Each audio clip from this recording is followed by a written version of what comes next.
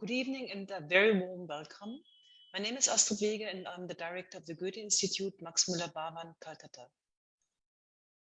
This is the first of four online programs which will act as a prelude to the upcoming exhibition at the Indian Museum, Responding to Bauhaus Imaginista, Collected Research at the Indian Museum, Calcutta, an Overview.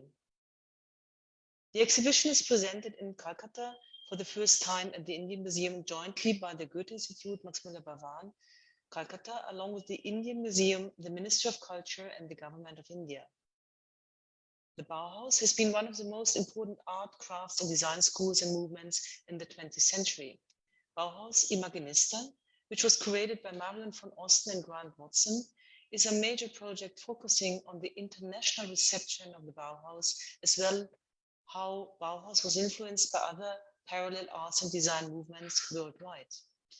So Bauhaus Imaginista opened up a transnational perspective on the history of modernist art and design. The exhibition at the Indian Museum will showcase not only the Bauhaus research exhibition from Germany, but it will also include an artistic response from the Indian side, which is designed by Sanchayan and Ghosh, along with a selected number of paintings from the reserve collection of the museum. We are very happy this evening today to have Sanchayan Ghosh as well as Grant Watson here with us today, without whom all this would not have happened. This program, as well as the upcoming exhibition, has been made possible in cooperation with our wonderful partners. It is my pleasure and privilege to invite the acting director of the Indian Museum, Mr. Arjit Dutta Chaudhary, to say a few words. Mr. Chaudhary, over to you. Thank you so much, Astrid. I'm extremely grateful to you and all your colleagues at the Goethe-Institut and Max Müller Bhavan here in Kolkata. This is Priyanka Raja, a member of the Indian Museum Developmental Committee and co-founder of Experimenter, for collaborating with the Indian Museum for bringing this exhibition. I fondly remember the initial discussion that we had sometime towards late December, early January this year. Unfortunately, because of the second wave of pandemic, the setting up of the exhibition got stalled for some time. And now we are at the last phase of installation. I hope it should be done in another couple of days. I'd just like to share a small interesting story that now there is this exhibition which is coming here. It has some connection with this city. It is a little known fact that the Bauhaus first foreign exhibition was not held in any of Germany's neighboring countries or anywhere in Europe, but it was for the first time opened in December 1922 as part of the 14th annual exhibition of the Indian Society of Oriental Art here in Calcutta, today Kolkata. The Bauhaus exhibition in Calcutta in 1922 was a unique experience on the international art scene, a meeting of artistic and intellectual affinities. On a search for renewal for World War I, Western modernism encountered its Indian counterpart, which had emancipated itself from colonial constraints. At the Bauhaus First International Show, works by Paul Klee and other Bauhaus artists were presented alongside those of modern Indian artists such as Nandalal Bose, Sunayani Devi, Rabindranath, and Bhagwan Tagore. So this exhibition was the largest and broadest showing of Bauhaus art outside of Europe. And incidentally, we are repeating history. We are coming back with this exhibition. I'm thankful to Mr. Sanchayan Ghosh, who has taken a lot of effort in creating this exhibition jointly with Goethe. Extremely grateful that we have Grant Watson, the curator of this exhibition, here today with us, and Mr. Anshuman Dasgupta from Kala Bhavan, Shantiniketan. Thanks to all of you for joining hands for bringing this exhibition to Indian Museum, and extremely grateful that we could start with this lecture series today. And I hope our visitors will be happy to come and see the exhibition once it is open. Thank you so much.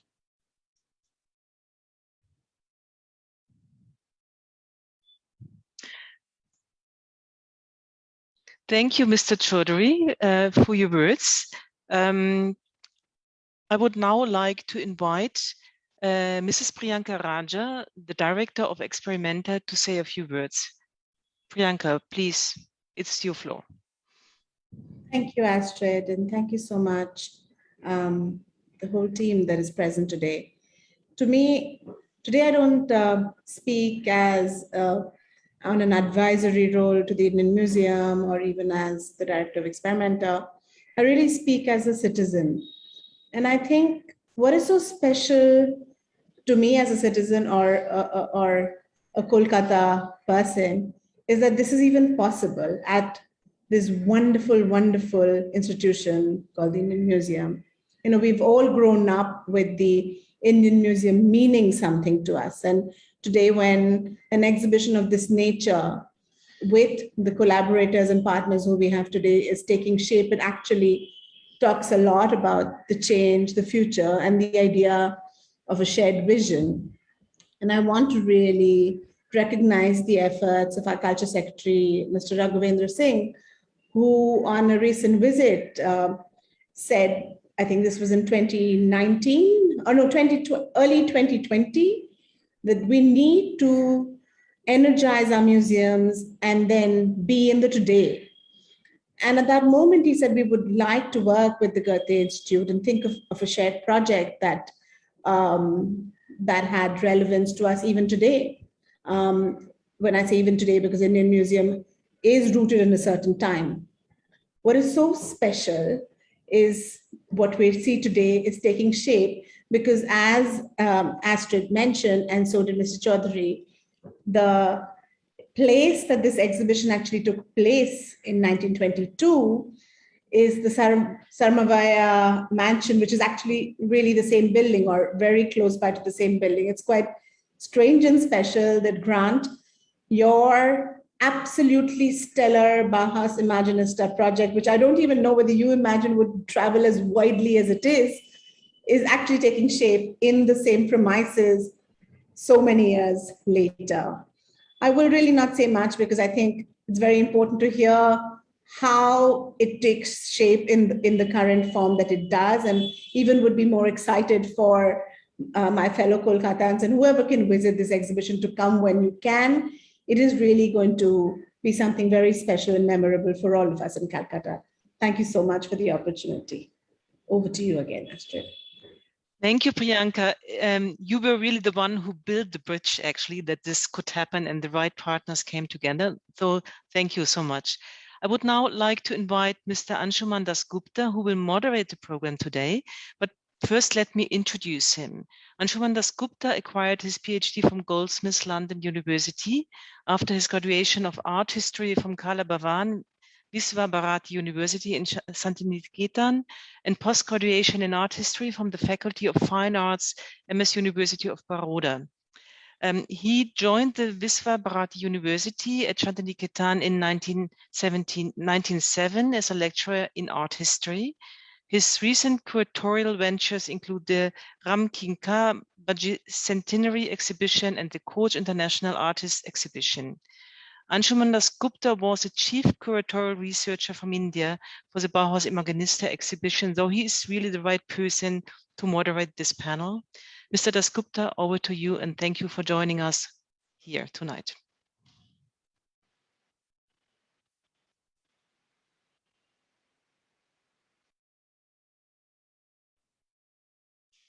Thank you, Astrid. Thanks a lot for inviting me over for moderating the session.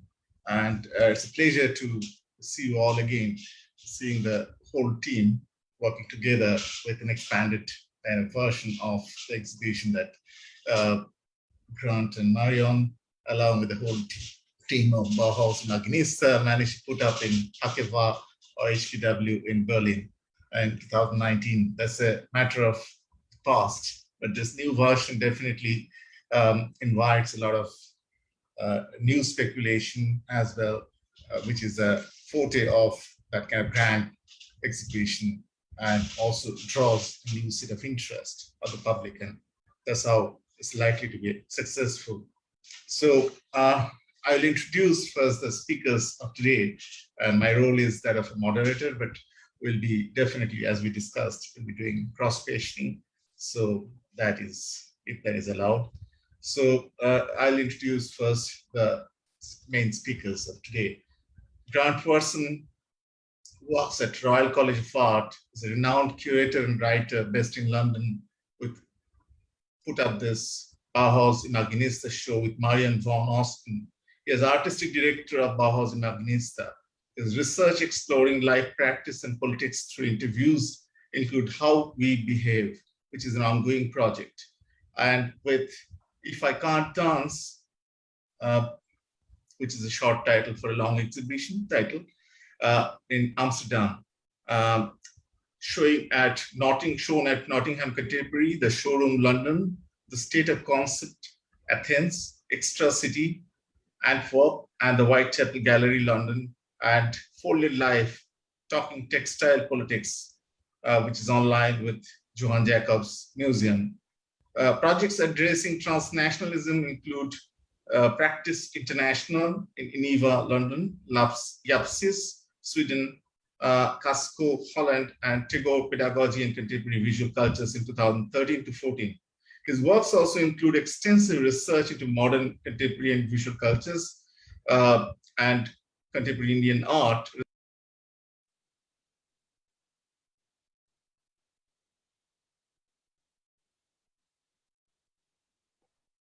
Anshuman, please unmute.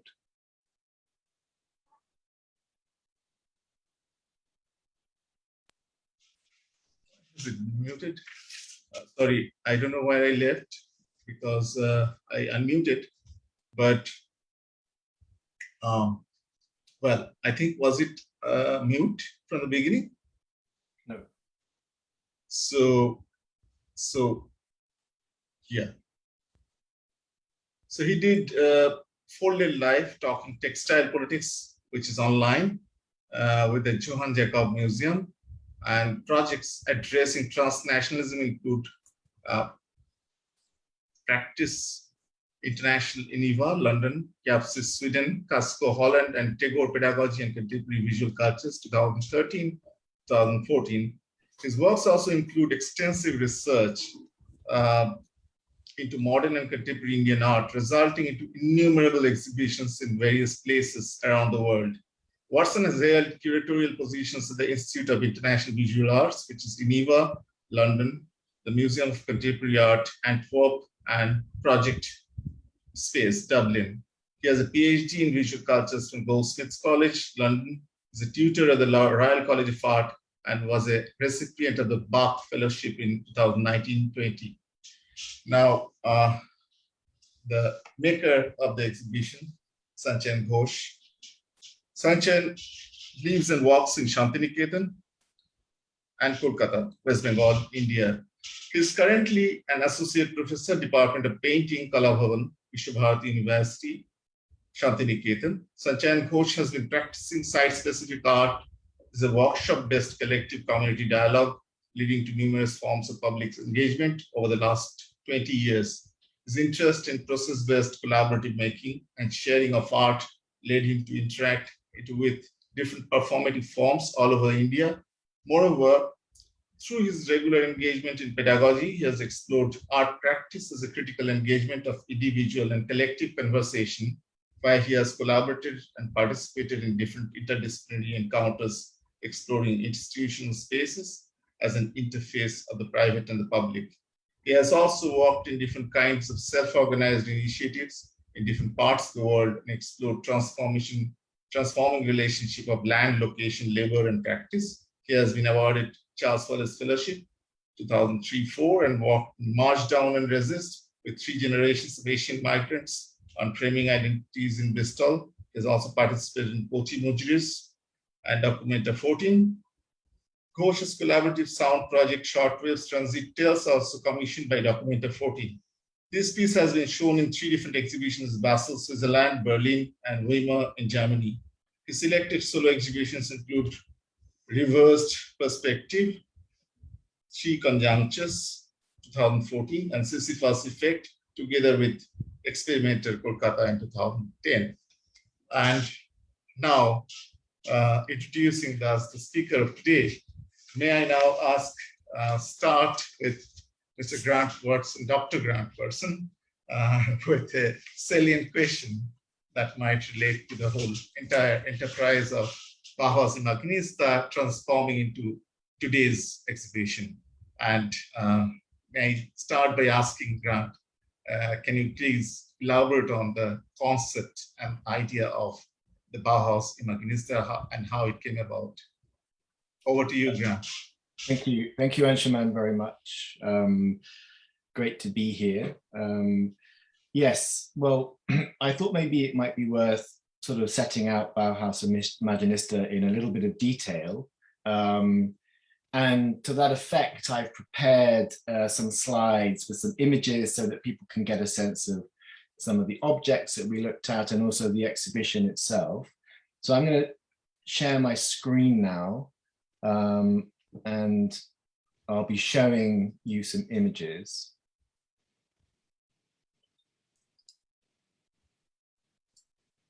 Okay, so as Astrid Weger said in her introduction, the Bauhaus Imaginista was initially a three-year project.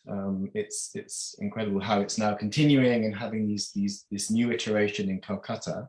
But it was initially designed to be a research project over 3 years, culminating in an exhibition in Germany in 2019 to mark the centenary of the Bauhaus that year.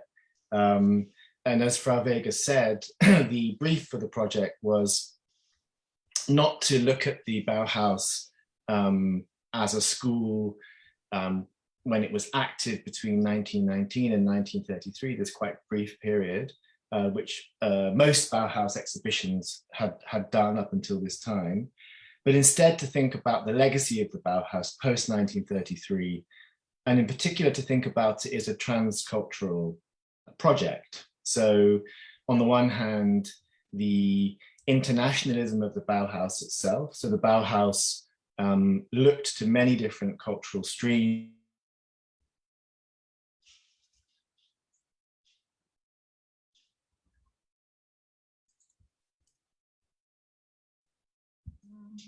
Seems there's an internet problem with Grant. Oh, can you not hear me? Yes, now it's fine, Grant. Okay, sorry. How's it now? Better. Okay. Yeah, so what I was saying is that I'm not sure how much was missed, but the project was looking at the internationalism of the Bauhaus.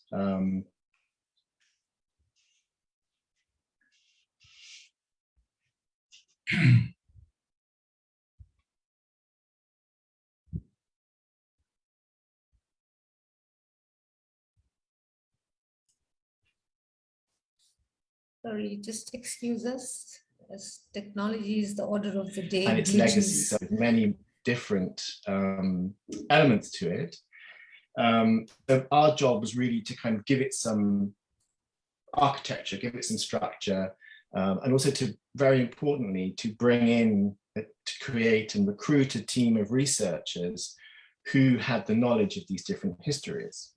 So the way that we organized the project was to take as our starting point 4 Bauhaus objects, and to use these objects to think about different themes and concepts that would then become the basis for a series of 4 chapters.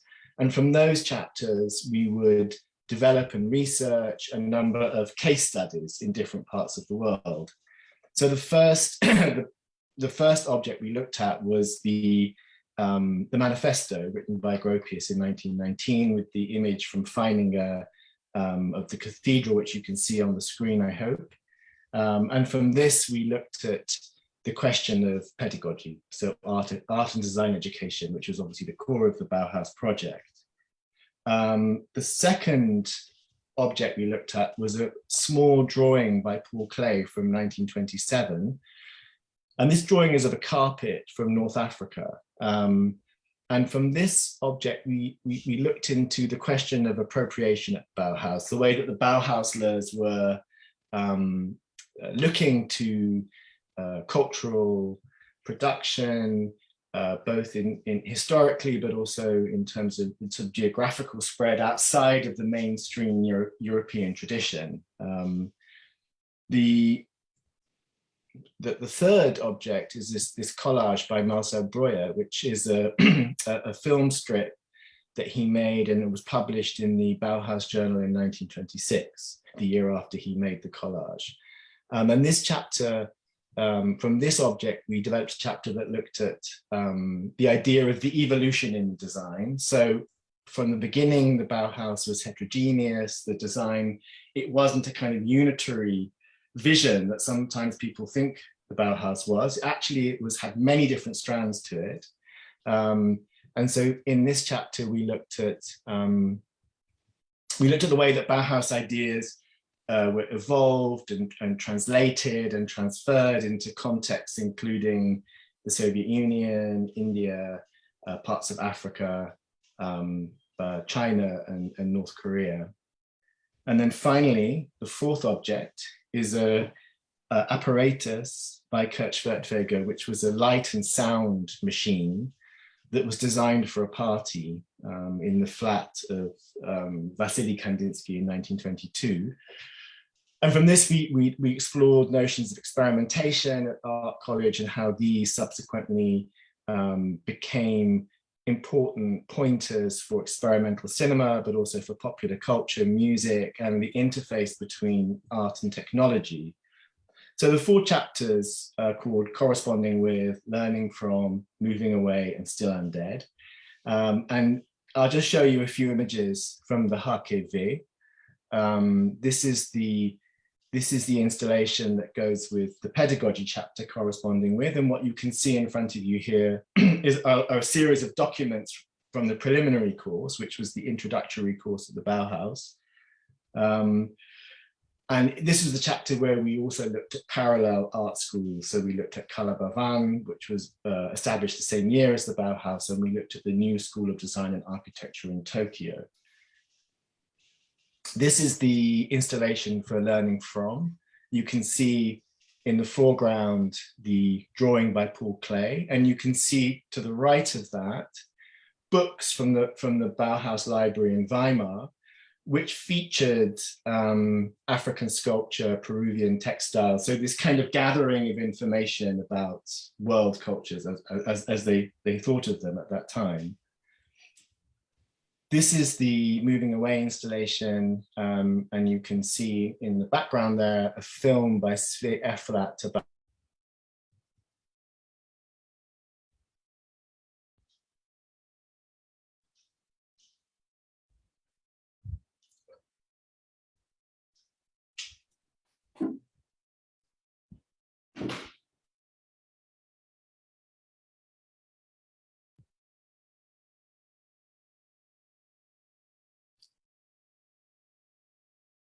a campus of different generations of artists and designers.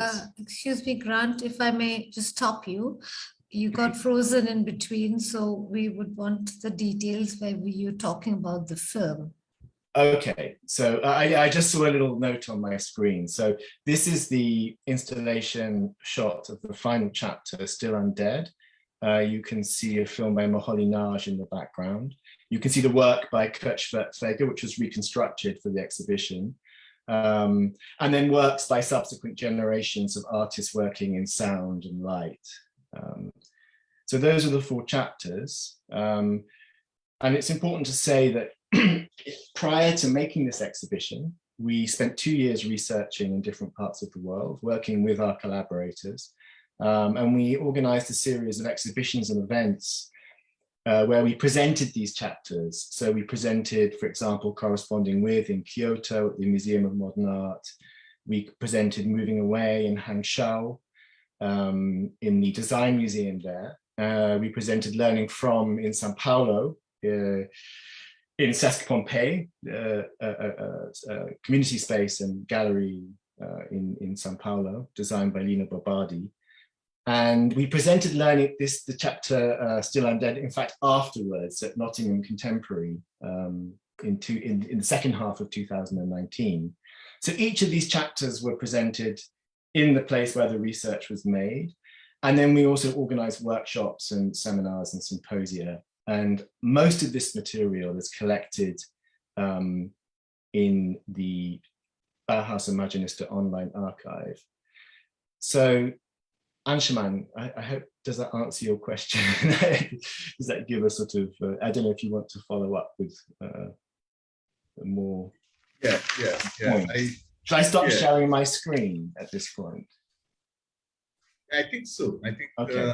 Yeah. Do you have, say, I mean, it certainly is a kind of stoppage point. This current exhibition is a stoppage point post the two different events that had happened before. Say, for instance,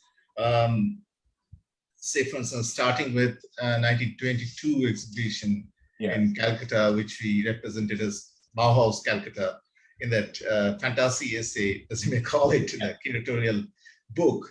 And thereafter, in 2013, recounting of the or reconstruction of the show, theoretically both and practically, putting up the show in Dessau itself. And then thereafter, the Bauhaus Imaginista, and this is an extended stoppage point, if you may call it so. So now, can you just kind of point out at certain features of that Calcutta aspect that we addressed there, and some of it may be spilled over in Imaginista as well, or discursively, if not in terms of physicality.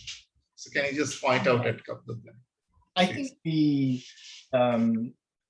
I mean, as you said, several years ago, I don't precisely remember the date, we published a text which was a kind of fictional text based on the review by O.C. Ganguly published in Rupam, I think in 1923. So it was because the exhibition it crossed from 22 to 23, if I'm not wrong.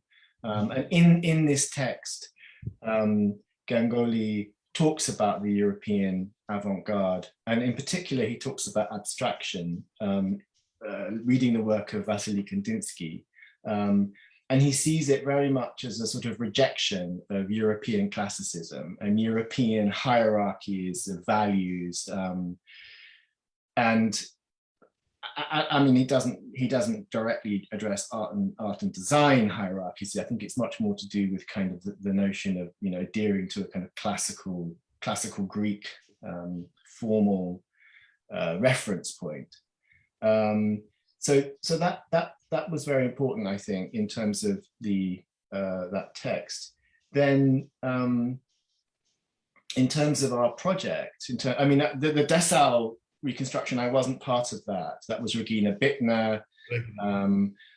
I was aware of it, and I was really happy that it was happening, because one of the things that it seemed when we wrote that text was that this extraordinary fact that the first Bauhaus exhibition outside of Germany had taken place in Kolkata was really not very well known. It had been forgotten. Where it was remembered, it had been kind of incorrectly mythologized as there was this narrative of the works disappearing. So I think that the work that Regina and her co-curator and people at Dessau did around that was to really kind of place that, you know, give that a kind of place within Bauhaus history. And I think for us in the Bauhaus Imaginista project, that exhibition was important, because what we wanted to do in the chapter corresponding with was to get away from this idea of a kind of you know, the sort of Bauhaus is this kind of unique and singular institution, and say, well, there was another institution that, you know, maybe European audiences are not aware of, at Collage, which was established the same year. It had some similarities to the Bauhaus. It had a lot of differences, particularly after 1923 at the Bauhaus, when the school turned more to industrial design. But there was this very concrete connection, which came through Stella Kramrich, who was a new Itten and was a teacher, as you of course know, art history teacher at Collage, So that exhibition became a kind of a sort of nodal point between these two schools. So I think it was significant for that reason. Okay, now can you go over to Sanchayan and ask him to kind of, talk about the experience and the process of making this new exhibition, new chapter, new section of this Thank you, current Anshuman. exhibition, responding to Bauhaus. And thank you, Grant, for introducing the whole background of it. And I've been reading about it and also been part of some of the discourses and discussions that you have been bringing forth. And so when it was informed or referred to me to engage with this exhibition of Bauhaus Imaginista as a kind of an archive to come to Kolkata and to generate kind of a conversation with the museum space of Indian Museum, and also, can you hear me? Yeah. So, and I think the initial interest for me was to engage with an archive of avant-garde, which is more an institutional form. I mean, something that is operating within an institutional framework, and also to look at Shantiniketan and this whole interface, and to work with an archive of that sort. And then also this whole proposition of situating the exhibition in context of Indian Museum, which has its own collection, and the collection itself comprises certain very interesting connections to the 1922 exhibition.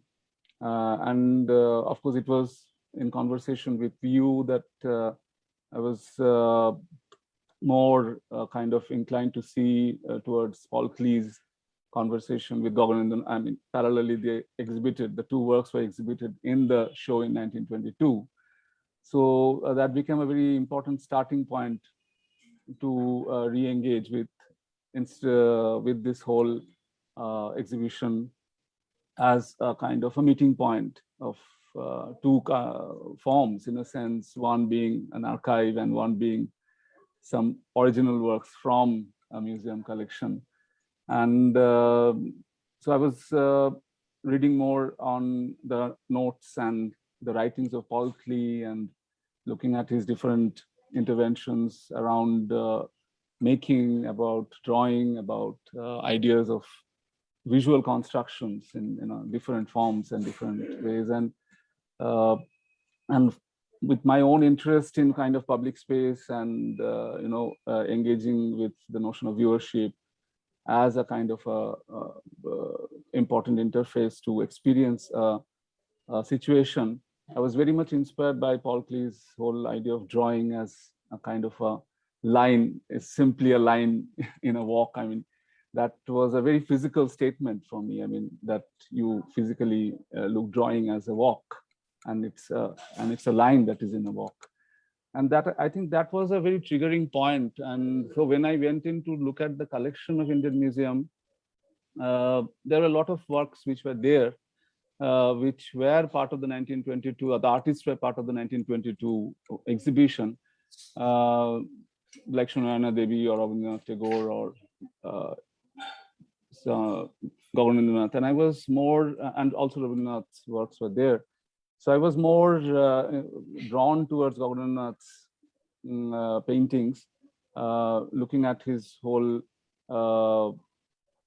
these two aspects that he always operated between, these caricatures, which almost questions the whole different tools and forms of academism that is emerging with the colonial situation, and also almost moving away from it towards a more hypothetical space or an kind of imaginative space of the geometrical constructions. But those constructions are also based on certain narratives. I mean, he was more responding to Tagore's plays or like the work Storyteller. So maybe Priyanka, Shormishta, if you can share a little bit of the slide, I will just talk a little bit with the images. Yeah, sure. So So I was looking at some of the drawings of Paul Klee and also. Is it visible? Yes, yes.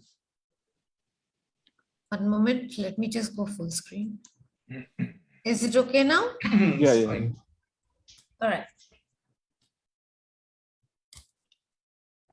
So, so when first Priyanka and Orijit Babu also took me to the site where the exhibition was being thought of to be placed, it was more of these glass boxes and this huge walk kind of a passage that moves one end to the other, and it's like you walk through it, which has been the character of Indian Museum spaces, that you move around it, you walk around it, but necessarily. So initially we were all thinking that whether to incorporate directly these glass boxes and put the whole archive or the collections and the Bauhaus exhibition inside it, or make it into a more open-ended space where the museum's situation becomes an interface of two kinds of architectural configurations, one being the colonial structure, the very verticality of it, and the other being a very neutral kind of transformed space, so that we can work between these two situations of a gallery and a museum kind of a situation of a space. And so, Sharmishta, next slide, please. So somewhere this, Sharmishta, the next slide. Yeah, one moment. One moment, please. So this walk, this space somewhere was very influential in the sense of how to also situate the exhibition, because one aspect of it is that the Bauhaus Imaginista archive that was traveling has a very unique independent structure, which I was really fascinated to see, that how this small boxes can unfold and reorganize and take up different spaces, and you make the viewer physically sit on the object, on these arrangements, and look into the archive, make your own choices of what you want to see and what you want to read, and not just a linear and narrative of a certain movement. So so I wanted to start from that already existing framework and then expand it into this museum architecture, that so that the walk in the museum or the movement in the museum becomes different kinds of engagements for the viewer. So this initial idea of the drawing and the line as a kind of in a walk, and make the viewer enter into the space and start off with this whole interface of Paul Klee meeting Goethe-Institut again in a certain way, was very much in my mind that was working, that how do you introduce this entry into the exhibition as this kind of a conversation happening between two images of like a slideshow of Paul Klee's works, his drawings, and an image of Goethe-Institut. This is the storyteller, which I plan to keep together. And then and a kind of an architectural construction that holds these two images together, and you almost enter into the space and not just walk in. So there is a kind of, Sharmishta, the next slide, please. So there is a kind of a step in where you have to climb up the step and enter into the space. And so there's a kind of a physicality that was also, I was thinking that how the archive can be made more, a conversation of not just looking at documents, but also a physical conversation with the space and the movement of the lines. And then you enter into the documents. Next slide, please. So that's how certain forms and structures, and I was also reading Paul Klee at that point, and also looking at Goethe-Institut's way of looking at constructing spaces. And so there's a very interesting part of Paul Klee's text, which I really was very surprised to read in a sense, and it was very much like resonating what the way I was trying to conceive it. I'll just read one or two lines of it. A theme with accompaniment or several themes, single and combined articulations, intermediate positions, neither purely frontal, nor purely vertical, nor purely horizontal. I mean, and then Paul Klee also writes, this is from the thinking I mean, this whole notes of Paul Klee, that rules made to be broken, divisive formations, multiplying formations, form as addition, form as subtraction. And then of a kind of a synthesis of spatio-plastic representation and movement. So 6 viewpoints can be unified and combined into a single median collective viewpoint. I mean, these are certain things I was reading, and there was a kind of a conversation that was happening through this. And it was interesting to see that Gogenindranath constantly, whenever he's making a geometrical interpretation of a space or a landscape, he's almost giving it a kind of a very humanist title, in a sense, some very descriptive title, like that of Rakta Korobi, or sometimes it is the storyteller, but the pictorial device that he's generating is very structural, constructional. And even with Paul Klee, you find this, there's this kind of a similarity in a sense that he goes into a very elementary movement of lines, dots, but he transforms it into a title as a landscape or as a cross-section of things or things coming together. So these interfaces of taking the geometry beyond a certain formal, which he constantly is talking about, that about the functionality of a certain form. I mean, and so the whole exhibition started off with that, and then the whole the display structure was more about these boxes that emerged, you know, while covering up these white glass boxes, this kind of a geometry that already that space was pushing in. And how do you make it a kind of a walk through by allowing the linear structures to move inside the construction and making them transparent, making them see-through, making them entangle with each other. And so the viewer might, with the Bauhaus Imaginista space, so it is divided almost into 4 segments, one being that entrance, and then the main archive of the Bauhaus Imaginista with the different documents of the 4 segments that you talked about, and the documents from those segments, the research materials, the reading materials. So it's a very intimate kind of a interaction with the archive.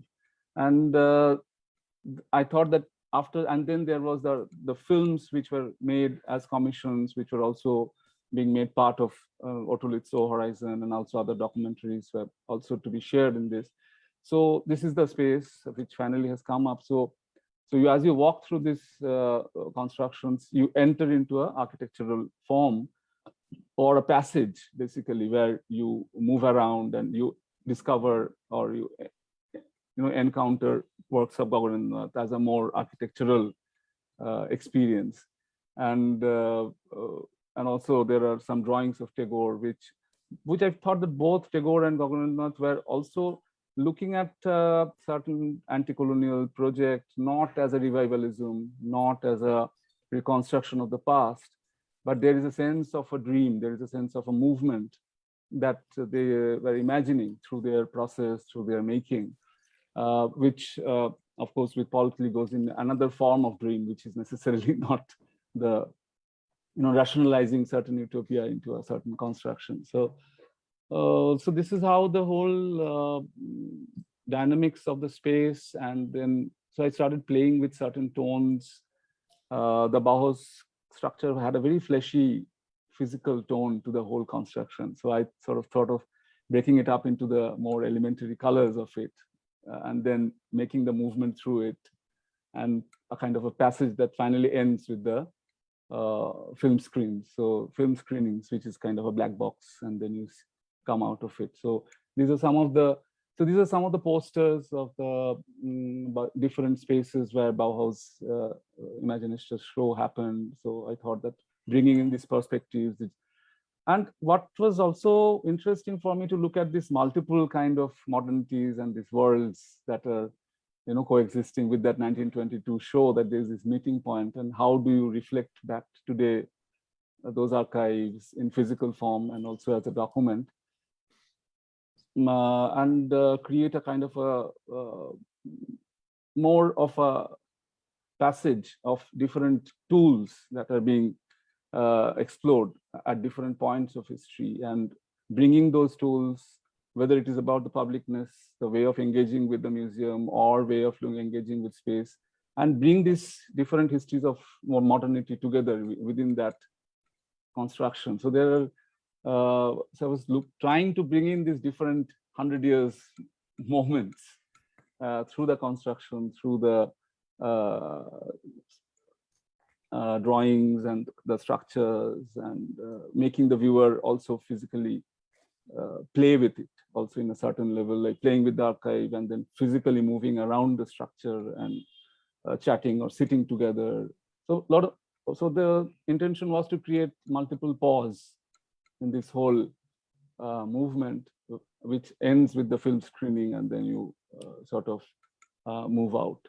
So there are some kind of sitting things which have introduced in the construction also, and so maybe I'm apprehending that and especially the viewership in Indian Museum is a very multi-layered viewership, because it's not like going to a gallery where you are prepared to see an artwork, or it's a passing viewers who might not think of going to an art gallery or seeing an artwork, but more about, spending time in the museum. So those are all those kind of notions were working in my mind, that how we can encounter this whole dialogues into a more functional space of different relationships. Maybe I've taken too much of time, but yeah, so maybe Anshuman, if you have anything.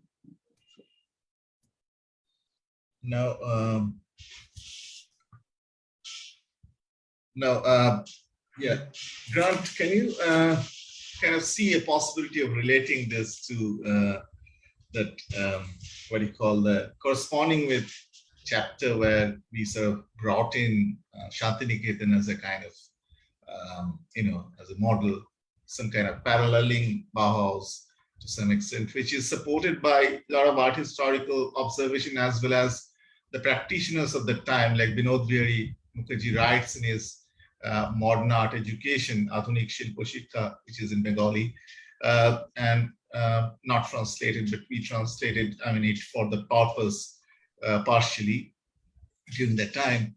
And then says that, Bauhaus, it's comparable with Bauhaus Shantiniketan education. He says it very openly. And so that becomes a valid document, because he's a practitioner living in that time, in Tagore's time, and engaged in the practices in bridging art and craft, and which sort of people doubted because it has a village setting. But people missed that point, those who objected, saying that it's a village setting, it's not urban, non-industrial, which is also pointed out at Binod Bihari, but he says still it has got this bridge element between art and craft, and also pedagogic practices which engages in everyday life, which I find the early Bauhaus has a very, very close proximity to. And also Eaton and people participated. Kramrisch brought it in, Eaton brought it in, and they both had certain kind of spiritual inkling. But when Kramrisch writes the catalog of Bauhaus exhibition in Calcutta, like Bauhaus Calcutta combined exhibition for the Oriental Society of Oriental Arts, and there she points out the aspects of modernity where the absorption of the spirit of that time happens, arrival at the essence. And Ganguly has a different take on that. Also, Ganguly teaches the contemporary audience as to how to look at how they can now have a first-hand experience of alternative European modernism. So, in contrast to what is being taught in pedagogic form in the art colleges so far as a mimetic form. So, in a sense, can you throw some light on your interest in Shantiniketan and how how it shaped the interest, also in including Shantiniketan in the Bauhaus Imaginista exhibition? Unmute, please. Sorry. I think, of course, a lot of our knowledge of this comes from you, and also from Pata Mitta, who we worked with on the project, and also from the Bauhaus Calcutta research that was made by Dessau by Regina Bittner that I mentioned earlier on, starts to kind of elaborate a little bit on this connection between Bauhaus and Carla Bavin. I think always, as you just did in your words, what you just said about Carla Bavin, always kind of being careful to identify both the similarities and the differences. I mean, the very significant thing, of course, is that the two schools were established the same year in 1919. And what was important for us in the project was not to think of the Bauhaus as the kind of diffusion that was just being sent around the world and picked up and replicated. And maybe a side note would be to go back to what Sanchayan was saying about imagination. So the idea of the Bauhaus as being quite significantly in many instances something which people had an imaginative relationship to. So I think the as you said, I mean, the kind of first years of the Bauhaus up until 1923, when, in the kind of schema, Moholy-Nagy comes in and makes this much more kind of technologically orientated approach to the school. In early years, it was very much coming out of a kind of crafts thinking. The manifesto talks about the crafts. The influence is clearly also coming from the arts and crafts movement, Ruskin and William Morris, which I know was also there in the kind of thinking around Carla Bavin.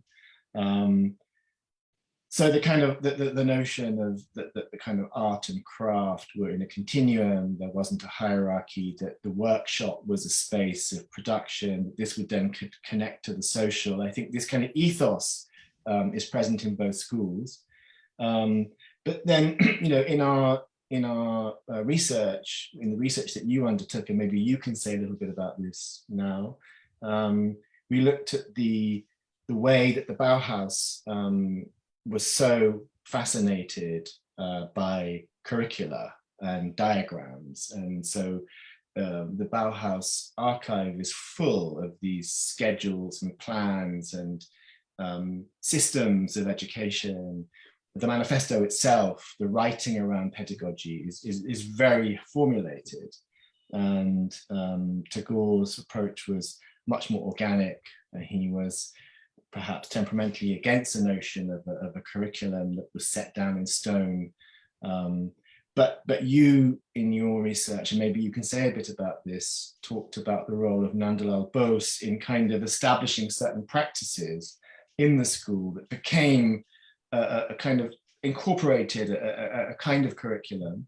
And in the exhibition, I remember these really lovely postcards that we had, which became that kind of pedagogical objects. I don't know whether you want to just say a few words about the function of those postcards in the teaching process at Carla Bavin, which are almost a kind of parallel to the Bauhaus diagram.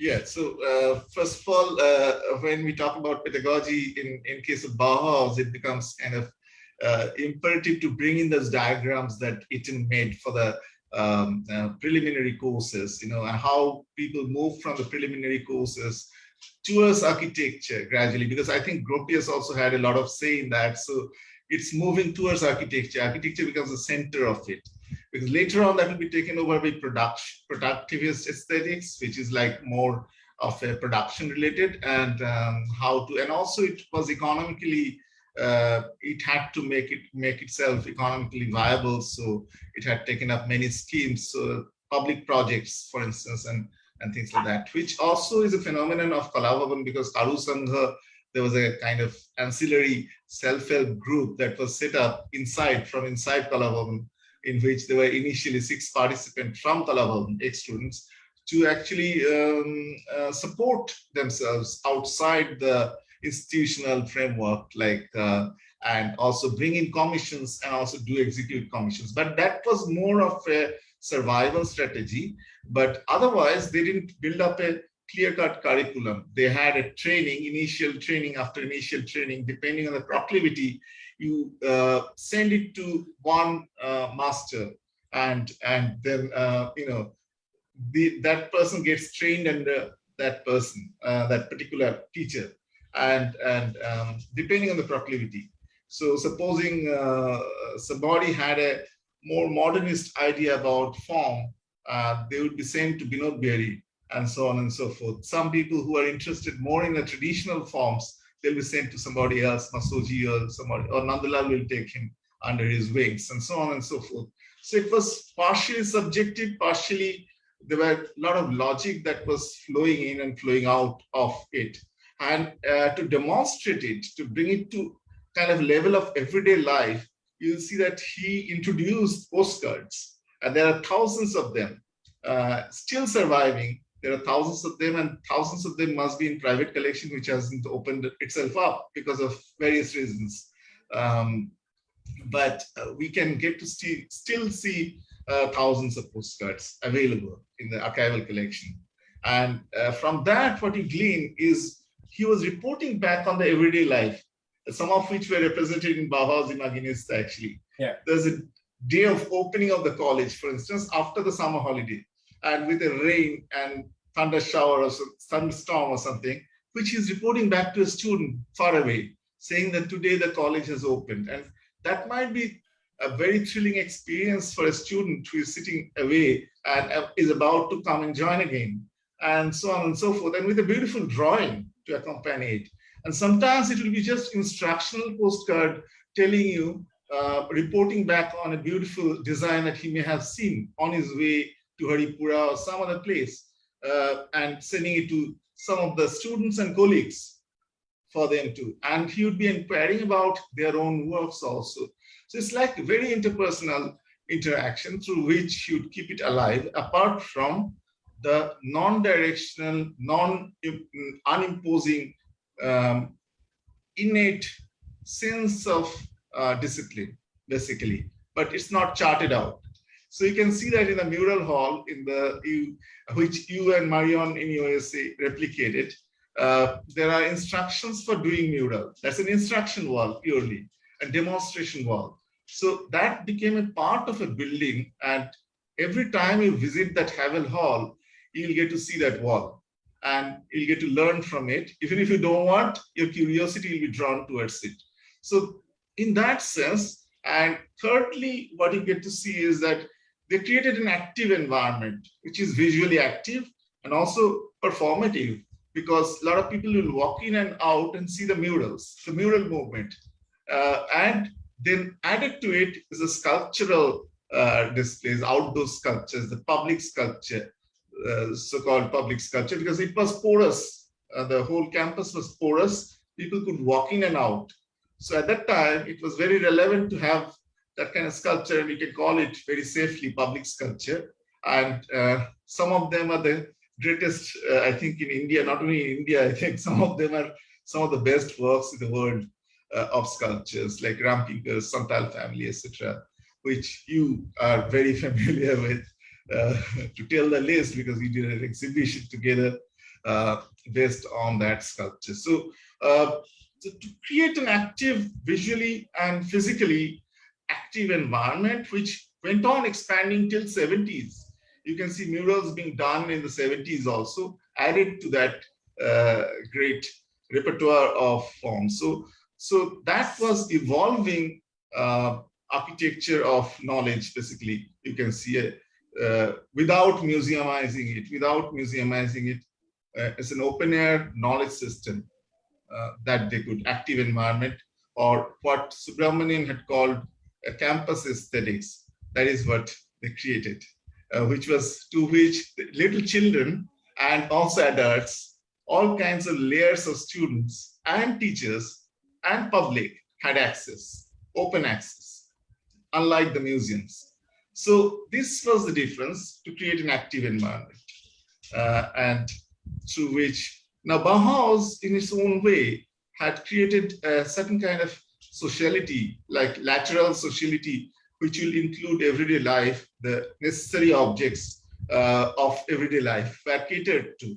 but they had to harness it to the industrial system because it was industrialized country. Germany was and one of the first industrialized countries, so along with England, and France. So you had a very, very big challenge to survive there. So initially, so in a sense that Kala was a natural inclusion, if we think about it, in Bauhaus Imaginista to many of us actually. And I hope I partially answered your question. Yeah, no, definitely. I mean, I think also if I might just jump in there, the idea of a kind of pedagogical space, that the campus is a pedagogical space. I mean, this is something which comes across in the film, which audiences can see in this exhibition by the Otolith group called O Horizon, where they make what they call a study of study, and they film people singing, dancing, they film the murals, they film printing workshops, and how this is all kind of brought together in this sort of holistic space of Shantiniketan. But I also, maybe it's worth saying something about the pedagogical space of this exhibition at the museum, because I think the ambition for this, but also for Bauhaus Imaginista in terms of its approach, was always to kind of work with scholars and like yourselves, artists and scholars, and bring in this research, bring it together, make it concrete, make it material, but also make it accessible and make it pleasurable for audiences to engage with. So the idea of, Sanchayan was saying earlier, the kind of engaging with architectural structures, entering environments, dealing with the haptic, dealing with the sensory and the aesthetic. I mean, these are all ways to communicate histories to people. And what I love so much about the installation that Sanchayan has made, from what I've seen from documentation and footage, is this continuation of that spirit of Imaginista in a way. And I want to also mention Marion van Osten here, who very sadly passed away last year, would have been, I think, really delighted with the way that the project has been picked up, a year or two later, and continued very much in the same kind of, using the same attitude and approach that we attempted.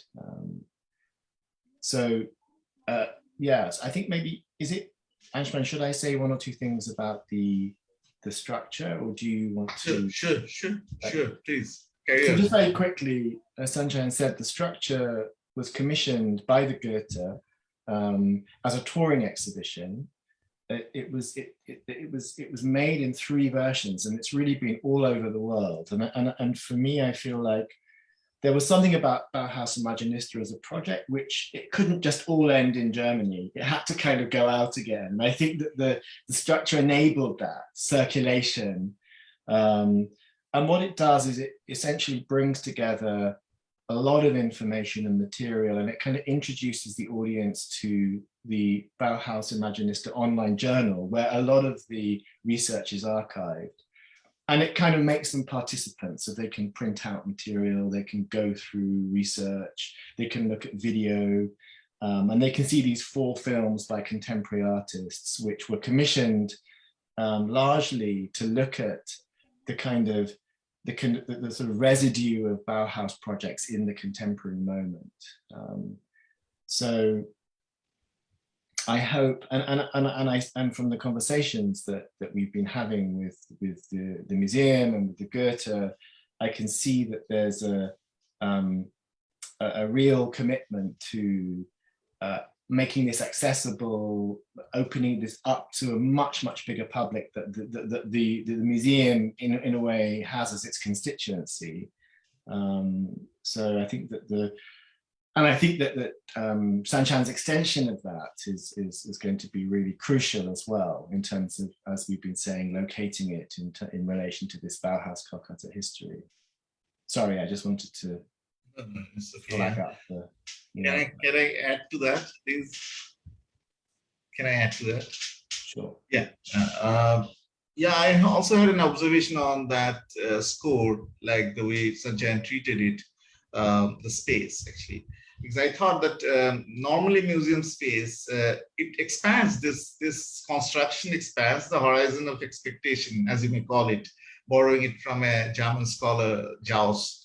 That it's a horizon of expectation that gets expanded when you confront a new object inside a museum, which is not old, which is kind of which might sort of attract you and also make you ask this question as to what is it like suddenly, and it's a burst of color and texture and forms, even without references, that will haptically attract you, optically and haptically, both in terms of touch and feeling. It will attract you, which rarely many of the museums do. So it's a very new, unique thing, maybe. And for audience, I'm sure that audience interaction will energize that. It brings in a new energy, new set of energy inside the museum space. If I don't know whether I'm correct, Sanchayan can throw some light on that. No, of course. I think what was interesting about the Shantiniketan context, which Anshuman also and Grant, you have been talking about, is the kind of sitting, the spacing that you learn while as you and experience it as a kind of campus life. And it was always working in my mind that horizontality, how do you create that moments of being together in that space, moving through the constructions, and so bringing in these different kinds of intimacies, and expanding it to, because the archive, I think the Bauhaus archive itself is very intense, because there's so much of attention is necessary, and you have to really go through the different details, and then to get the transition point of seeing the films in the present. You need that moment of moving around the space with a certain conversations happening within you. So that was a very important, I think, the whole Shantiniketan notion, which Anshuman was also talking about, this performativeness of the space. I mean, how you constantly engage with different ways with your body, with the structures or the platforms or the planes, and then finally reach into a certain, and of course, the O Horizon film was in my mind, because it was going to be that, looking at Shantiniketan. So in the archive also, and the Indian Museum collection section, I also thought that maybe certain architectural images of Havel Hall, the first office, Nandan office, which was being made, and that very interesting construction, and also the Choiti, which is that temporary display space in Shantiniketan. It's a mud house kind of a structure, just to introduce those kind of smaller interfaces between this Bauhaus Imaginista collection and then the Indian Museum, and then bring this kind of a small, again, another pause to look at this black and white photographs of it. So yeah, I mean, that performative aspect was very much working in my mind, that how do you just make the movement happen within the space also, as a sense that you are engaging with the historical movements, in a sense, in a time and space context, but also physically you explore it with your own body. I don't know how much people will look at it in a very literal sense, but at least in the experiential level, there can be certain moments of seeing through things and not just entangling with it, but seeing through spaces. Yeah, I had to think also of Bauhaus exhibitions themselves. I mean, the exhibition practice at the Bauhaus and their fascination with exhibition design, and how they were forced to make exhibitions largely, to promote the school and sell work, and they were extremely good with that. And in the beginning, when you look at the documentation of the early ones, objects are sort of placed on stairs and tables, and then they become much, much more articulated, and they start to explore exhibition design as a kind of art form in its own right. And I think in particular, this idea of, mixing media in space and using the entirety of the space. So the exhibition can be on the floor, it can be on the ceiling and walls, and then you have architectural structures coming into the room.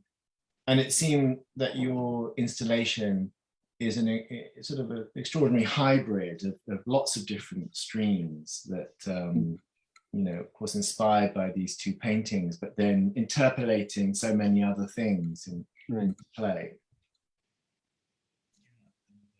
Yeah, it's absolutely put succinctly.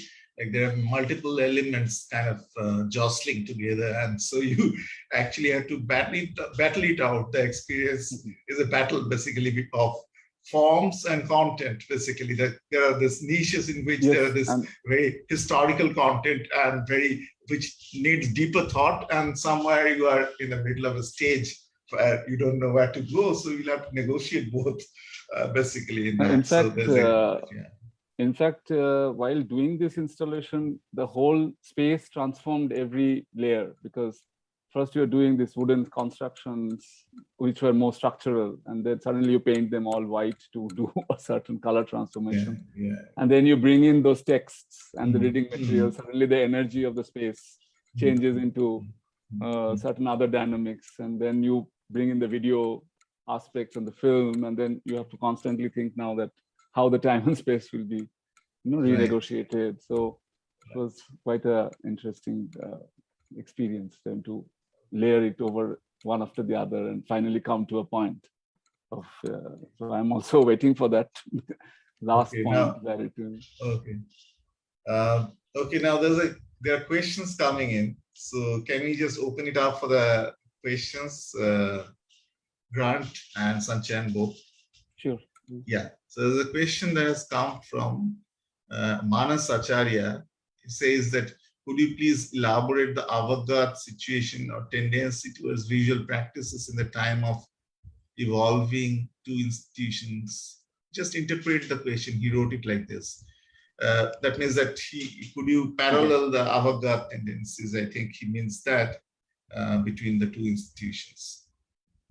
Now, both Sanchayan and Grant, I think it is asked, both of you. I think for Indian art, I think the most of the important questions or the critiques of a certain practice or academism or different forms of institutional constraints were being questioned and reworked within the institutional forms initially. And if you look at the Shantiniketan practice and how it moved out of the center and then reimagined another center in a sense, and which is very porous and very, so the notion of avant-garde, the way we experience it, I think institutions have really moved another parallel alternative dialogue to it. So it's not, and in Bauhaus, of course, it has, Grant will be more I think, apt to talk about that aspect of the avant-garde, in a sense, how we look at it and how the institution has negotiated it into a very lived experience of a daily process and sustaining it. I think that's something which I thought is a very important role that institutions have played, in a sense, in different contexts. Yeah, I think it was, I mean, of course, it was tapping into you know, what was happening in culture at that time. But at the same time, it was also a sort of necessary response to the disaster of the war and the kind of collapse that occurred after the war, and the need to begin again, and that these sort of militaristic, nationalistic, patriarchal structures of thinking were deadly, you know, literally deadly. And so this sort of, and of course, so, you know, the this idea of a kind of fresh start also meant looking back. You know, it was a kind of paradox. It was looking back and forward. So a little bit like some, you know, William Morris, who, you know, looked at kind of industrialization as something which was very alienating, and looked back to kind of medievalism, to previous societies and the way they'd organized, the way that they had used objects and craft and textiles and wood and glass, and how this kind of constituted a kind of living environment for people.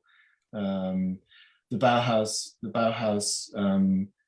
also looked back to medievalism, And then it kind of looked to constructivism and, you know, sort of what was happening in the Soviet Union. And then it had that opportunity to see what was happening in India in this 1922 moment. So there was a sort of incredible confluence of avant-garde connectivity in the 1920s that all of these schools and cultural practices were participating in. You know, when I think about the juxtaposition of the Bauhaus works and the works of the Indian modernist artists happening in 1922, it's a kind of precursor of what we now think of transcultural exhibition making, you know? So, yeah, I think the avant-garde was that was part, I mean, really, in a way, the ethos of this research was about this notion of a connected avant-garde. Now, I'm asked to kind of, for us, all three of us, to make a concluding remark. I think more or less this wraps it up, because it's beautifully kind of, this avant-garde question has given us an opportunity to wrap it up, actually, the whole today's session. And just to make a small concluding observation, that is, if you allow me to, that is like, until late in the day, I think Shantiniketan was not even thought of as avant-garde. Like quite late in the day, like in the 90s, it was kind of, you know, first recognized as something separate from Bengal school and etc., and Orientalism as such. It was not, I mean, it was recognized as non-Orientalist, non-biased kind of towards East or West, kind of a practice that was absorbent of the whole world and also trying to emit and create fresh set of knowledges. So if art produces knowledge, then that's it. So in that sense, that it was a very humble avant-garde, if you really look at it. It sort of was trying to productive of knowledges and not kind of really posing. So avant-garde is a posturing, basically. And Shantiniketan practice was, to some extent, creating an avant-garde situation without posturing, so as to laterally spread, socialize it. So it's a kind of, you know, an experiment in socialization of knowledge, if you can make any concluding remark on that. I think, I hope you agree on that, or if you have something to add or alter, you can. Yeah. No, in fact, I think you very rightly said that it was looking at institution as the base of a certain progress or a movement, is itself reworking certain basic ideas of what is the relationship with, as Grant was talking about, is it the past and how do you connect it to the present and take it beyond it. And that transit element was very much, but not announcing it as this proclaiming avant-garde. Yeah, of course. I mean, that lived experience somewhere, that could happen because it's within an institutional frame. I mean, that sometimes I think find it's a very unique situation that the institution itself becomes the form. I mean, somewhere. So Grant, is that all right? Totally. I think it's interesting, this question of institution. I mean, the Bauhaus lasted for, you know, such a short period, and it was closed down.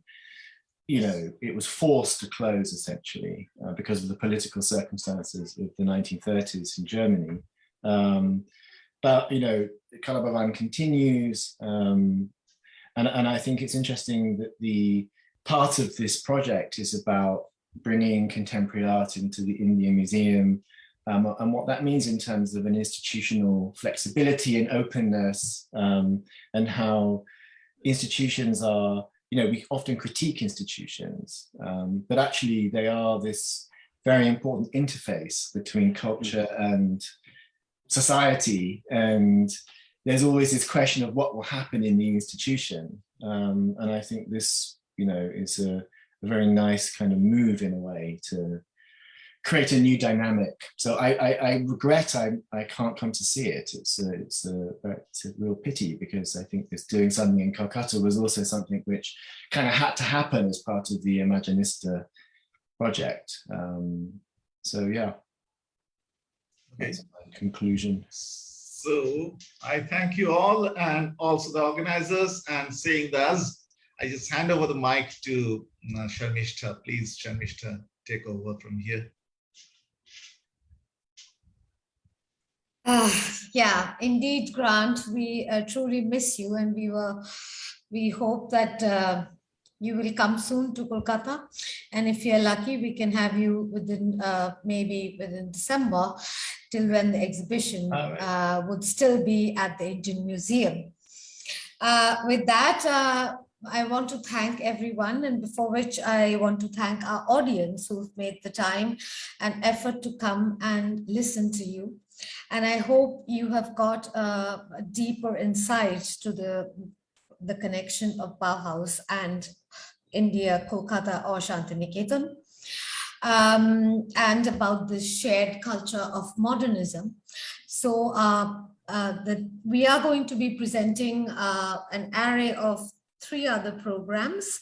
The next program online is on the 17th of September at 6:30 p.m. IST.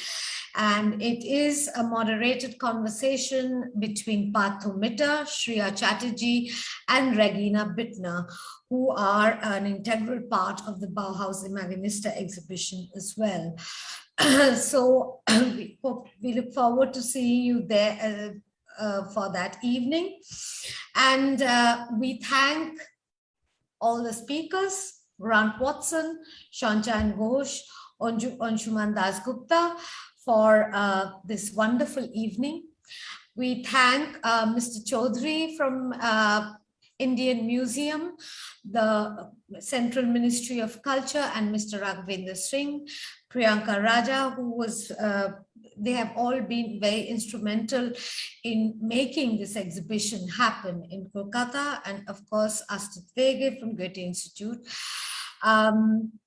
I'm Sharmishta, Program Officer, Goethe-Institut, and I've had the privilege of actually working with Sanchayan, putting things together as his assistant, and learning a lot also. It was great fun. Special thanks goes to the team at the Indian Museum and Mr. Chaudhary again for all the support. We look forward to you coming and actually seeing the exhibition, because it is a one of its kind, and I'm sure you will enjoy it. You will explore new things, and it will be an interesting experience. So till the 17th of September, stay well, stay safe, and stay healthy. Good night. Thank you. And thank you. Good night. Thank you, Grant. Thank you very much. Thank you. Thank you, Grant. Thank you, Thank you, all of you. Thank you, sir. Bye. Thank you. Bye.